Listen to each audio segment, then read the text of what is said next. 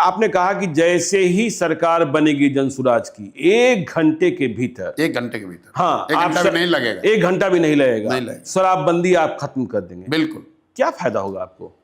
क्योंकि शराबबंदी से किसी समाज, किसी राज्य, किसी देश का कभी मानव सभ्यता के इतिहास में किसी ने अपना विकास किया हो शराबबंदी के जरिए, इसका कोई प्रमाण कहीं दुनिया में है नहीं।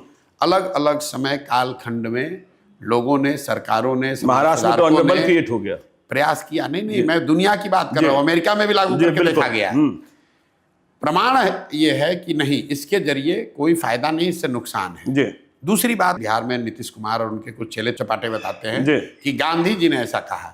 मैं 2 साल से कह रहा हूं, उससे पहले से कह रहा हूं कि गांधी जी ने अगर कहीं कहा है कि कानून बनाकर शराबबंदी लागू सरकार को करना चाहिए, ये वाक्य मुझे दिखाइए, ये उनके शब्द सुनाइए, और मैं बिल्कुल नीतीश कुमार का चरण छूकर माफी मांगने को तैयार हूं। गांधी जी ने आज तक कहीं जीवन में ये नहीं कहा कि सरकार को कानून बनाकर शराबबंदी लागू करना चाहिए। गांधी जी ने शराबबंदी को एक सोशल एफर्ट के तौर पर देखा।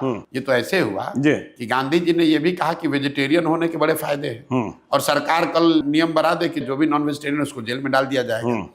तो गांधी जी के बात को डिस्टॉर्ट करके लोग बता रहे हैं। तो पहली बात, दुनिया में कहीं इस बात का एविडेंस, प्रमाण नहीं है कि शराबबंदी के जरिए विकास हो सकता है। दूसरा, गांधी जी ने ऐसी कोई बात कही नहीं। तीसरी बात, शराबबंदी लागू है कहाँ? अगर एक बार को मान भी ले कि कुछ इसका फायदा है, तो फायदा तो तब होगा जब लागू होगा। दवा का फायदा है तो दवा खाइएगा तब तो फायदा होगा। शराबबंदी लागू नहीं है, शराब के दुकान बंद हो गए, होम डिलीवरी चालू हो गई। और इस पूरे निर्णय का असर क्या हुआ?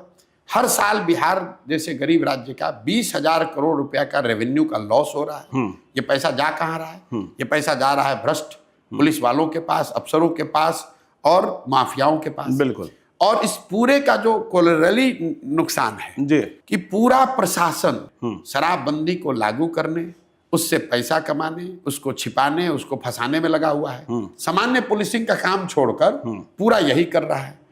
तीसरी बात सुनिए, टोटल 6,36,000 केस हुए हैं शराबबंदी में अभी तक। 1,13,000 या 14,000 लोग अभी भी अंडर ट्रायल जेल में हैं।